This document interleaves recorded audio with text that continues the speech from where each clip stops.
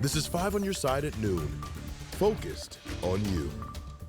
We begin today at noon with the weather. A pause in the rain today as we look live from City Park in downtown St. Louis, but the rain will return tomorrow. Thanks for being here at noon. I'm Kay Quinn. We could see storms move through tomorrow afternoon. Chief Meteorologist Scott Connell is here for Jim.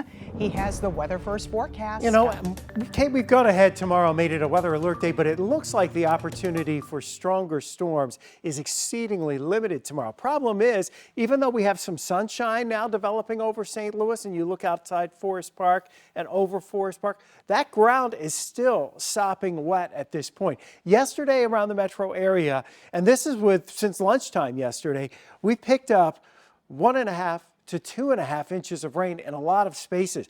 And out towards Lake St. Louis, 3 inches. One of our viewers there sharing that with us. And it looks like over the last 2.5 days, as much as 5 to 6 inches of rain up around Spanish Lake in North County. Now we're getting a break. That system from yesterday pushing eastbound. The next system's lining up out to our west. We're still in the 60s now. We'll be in the 70s as these clouds continue to break through the afternoon. So we get a break in the rain today. Unfortunately, it doesn't last for several days.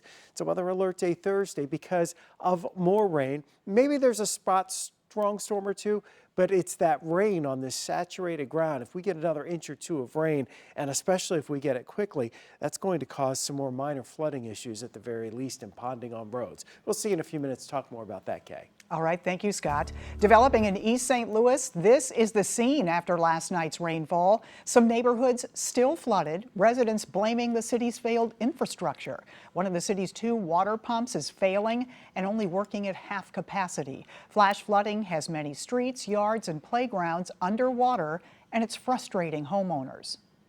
I can sense some frustration. Yes, I'm sure I'm trying not to cry, but yes, I done cried so much, cried all night.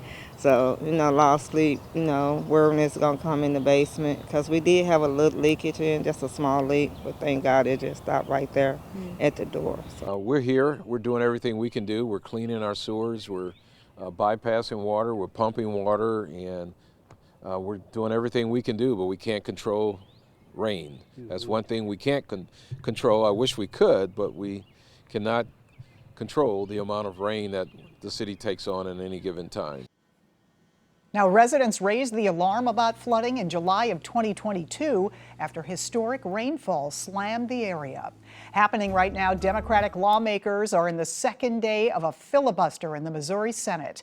They're opposing a Republican proposal to raise the bar to amend the state constitution. Democrats have been speaking nonstop against the measure. Currently, constitutional amendments need a simple majority vote to pass. Republicans propose also requiring support from a majority of voters in a majority of the state's congressional districts. 5 on your side political editor Mark Maxwell is on his way to Jefferson City. Look for his report tonight at 6, also on NBC Nightly News.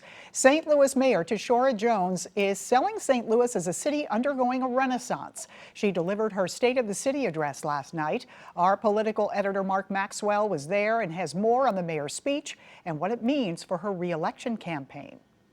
Yes, crime rates are down in our city, but they're not where we want them to be. Mayor Tishaura Jones repeated concerns she's heard from city voters worried about violent crime. They told us that although they heard that crime was down in St. Louis, they couldn't see it in their daily lives. And while she didn't specifically mention the city's dwindling population, we want you to stay here. She told people who may consider joining that exodus that help is on the way. The question I'm always asked is, what are you doing with that ARPA money and why haven't I seen any of it? I understand, it's your right to know. A November report from the mayor's office revealed the city has only spent 17% of federal pandemic funds so far. What are they doing with it? We're tearing down 1,000 abandoned houses that have been eyesores for years. She also unveiled a new software system to speed up city hiring and a potential thaw on that hiring freeze. So if Jefferson City doesn't pass any laws decreasing our earnings tax by the time session ends this Friday, I'm happy to say that we will lift the hiring freeze on Monday, May 20th. Jones promoted a wave of new recruits at emergency dispatch centers. There's nothing more frustrating than calling 911 and not seeing a response for minutes or even hours. And continued making her case to divide those calls up between cops and clinicians. Police are not the answer to every call. In her last major address before launching a bid for a second term, Jones nudged the audience to reclaim a negative narrative from the naysayers. The next time you hear someone talking trash about St. Louis, you straighten your spine, look them in the eye and tell them, you don't know what you're talking about. St. Louis is my city and she is in the middle of a renaissance. That was Mark Maxwell reporting. Mayor Jones is expected to announce her re-election campaign later this week. Crime in the city is one of the biggest concerns for business owners in Soulard. Many of them tell us they're fed up with fixing windows because people are throwing rocks through them. Not long after the Cat's Meow closed early Sunday morning, surveillance video showed 4 people going through a lot to break into the bar. The thieves only got away with some change, cigarettes, a bottle of Tylenol, and 2 open bottles of liquor. The bar's owner was still able to reopen Sunday afternoon.